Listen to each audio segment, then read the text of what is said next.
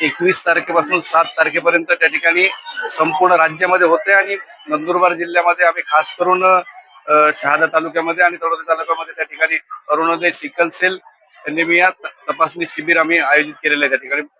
त्या ठिकाणी आज संपूर्ण जिल्ह्यातले सर्व वैद्यकीय अधिकारी, DHO साहेब असतील, सिव्हिल सर्जन साहेब असतील आणि क्षयरोग अधिकारी असतील, हे सर्व उपस्थित आहेत. त्याचबरोबर सहसंचालक मुंबईहून देखील त्या ठिकाणी चौधरी साहेब देखील आलेले आहेत आणि संपूर्ण तालुक्यातले वैद्यकीय अधिकारी आणि ज्या परिसरामध्ये सिकल सेल एनिमियाचा प्रभाव आहे अशा भागातले सर्व ग्रामीण भागात आम्ही त्या ठिकाणी गाड्या पाठवून त्या ठिकाणी सर्व 0 ते 40 वयोगटातल्या माता भगिनींना त्या ठिकाणी आम्ही आणून घेतलेले आहे. त्या ठिकाणी मोठ्या प्रमाणात मास तपासणी या ठिकाणी आम्ही करतोय मंदाना PSC ला. आज त्याला मोठा प्रतिसाद त्या ठिकाणी मिळालेला आहे आणि मोठ्या प्रमाणात महिलांनी देखील त्याच्यात सहभाग नोंदवलेला आहे.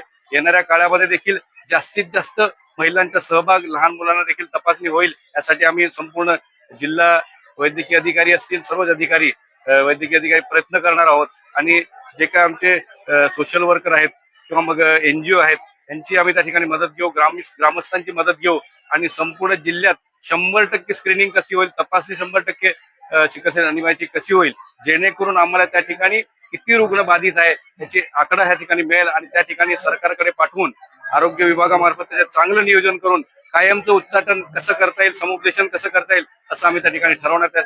त्यासाठी आज मंदाना गाव त्या ठिकाणी हे अभियान आम्ही त्या ठिकाणी राबवलं. त्यासाठी मोठ्या संख्येने लोकांनी चांगला प्रतिसाद दिलेला आहे. धन्यवाद.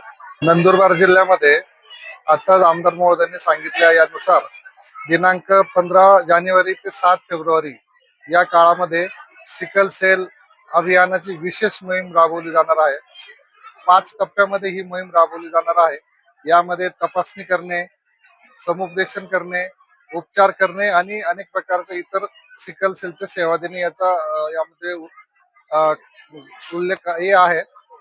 परंतु एक सांगायची या सिकल सेल अभियान निमित्त सांगायची गोष्ट म्हणजे की आपला आदिवासी बहुल जिल्हा असल्या कारणाने सिकल सेलच्या संदर्भात जे काही जास्ती रुग्ण आढळून येतात याच्यासाठी पूर्ण जिल्ह्याची आरोग्य तपासणी, सिकल सेल तपासणी होणं आवश्यक आहे. कारण पूर्ण नागरिकांची तपासणी झाल्याशिवाय आपल्याला सिकल सेल आजारावरती प्रतिबंध करण्यासाठीच्या ज्या विविध उपाययोजना आरोग्य खात्यामार्फत आपण राबवत असतो, तर याच्यासाठी आपल्याला एक मूर्त स्वरूप प्राप्त होईल आणि या आजारावर जो आपल्या महाराष्ट्रामध्ये आदिवासी बहुल 16 आदिवासी बहुल जिल्ह्यामध्ये हा आजाराचं जे काही प्रमाण जास्त आहे याच्यावर प्रतिबंध घालणं सोयीचं होईल. या मोहिमेच्या निमित्ताने मी आपल्याला सांगू इच्छितो की आपल्या जिल्ह्यातील जवळपास 7,51,000 नागरिकांची तपासणी या निमित्ताने करण्यात येणार आहे. यामध्ये जवळपास आपण 1400 टीम यासाठी तैनात केलेल्या आहेत.